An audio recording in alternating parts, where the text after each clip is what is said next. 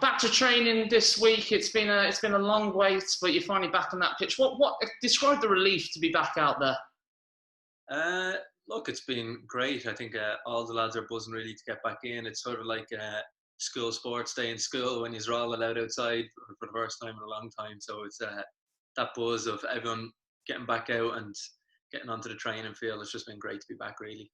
What was it first like? Was it? I suppose it's a bit of fun, obviously, for the first time, but also, you know, there's a serious nature to it because the season will be coming up sooner than people think, probably. Yeah, I think everyone sort of realised that on day two. Day one, you're back in and it's all fun and games, and then day two, it's, oh wait, we're running again now. So it's, I think the novelty wears off quite quick when you get back down to the tough work that is basically a pre-season again, which is, it's tough, but it has to be done. Yeah, how's the fitness holding up? Have you been able to keep yourself going during the lockdown period? Because it's been difficult, obviously. Yeah, it has. It's I think the toughest part of it was probably during the lockdown was obviously not really knowing when you're coming back is obviously the tough part. So you're trying to gauge when you should push and when you should taper off your running, really. So it's look, it's been tough, but everyone's come back flying fit. We were given a strength and conditioning program from our strength and conditioning coach Andrew at Shelbourne, and he's had us all flying fit, so everyone's in good nick coming back.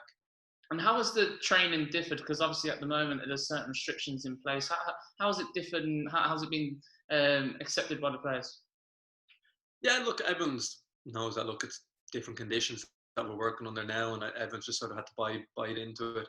So we've had we go in, we arrive in two different groups, we leave in two different groups. Even training itself is, it's minimal contact really, when you're trying to avoid it as much as you can. But I suppose, look, the lads got their first small taste of doing, I suppose, a bit of contact training, but I suppose it has to be kept to a minimum really, and everyone's sort of having to just buy into it really.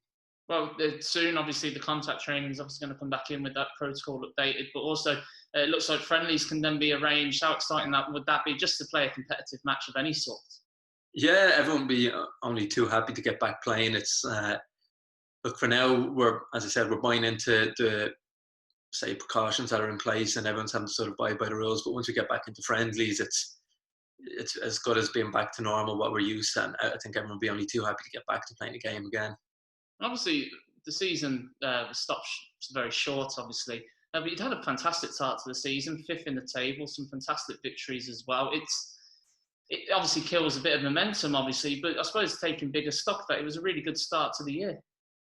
Yeah, it was. It was, look, you always gauge yourself about, I suppose, when you have a break, sort of say, normally it's a mid-season, you're going, right, how are we doing? So this break sort of came a lot quicker than we would have liked, but we've seen some good things and some bad things we've done. We've obviously reviewed all our games in the big break that we did have, and yeah, we were happy with how we started. I suppose, look, we were able to push Dundalk to a close game, and I think that's a good sign that we weren't doing too much wrong. We just want to hit the ground running again when we come back. And obviously it looks at the current stages of what it's at. It hasn't been confirmed yet, obviously, but it does look like it's going to be obviously a shortened season. But you're in a great position there to potentially use that shortened season to maybe even push up the table further. Yeah, look, I think a team who's just come up would normally be looking at, right, can we avoid relegation? Can we stay out of the bottom maybe two? I think we have a very ambitious squad and an ambitious manager. I think he was only coming out during the week saying, look, he wants to aim for Europe, and that's the way we've got to look at it as well. Look, on paper, should we be aiming for that? Possibly not, but the squad that we have, the belief within it, and the belief from our manager as well, we all know that, look, we want to be pushing up the table and finish as high as we can, not looking to avoid the bottom two anyway. Yeah, and finally, I suppose, as a recent addition, obviously, to the club, how good has it been for you to see those crowds back at Tolka? It's been rocking. Like, when that place is full, it's quite the place to play football. Yeah, it's been, to be honest, they've been unbelievable. First in games where both of them were sellout, and I've played in big crowds, big games before, but the noise in the St. Pat's game and the Dundalk game was something else.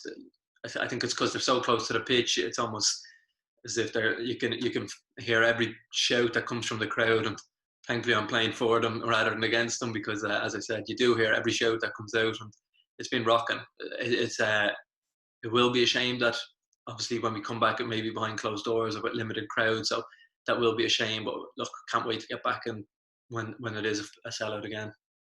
Well, thanks, Karl, and look forward to seeing you back on the pitch soon, hopefully. Yeah, it's a pleasure. Cheers.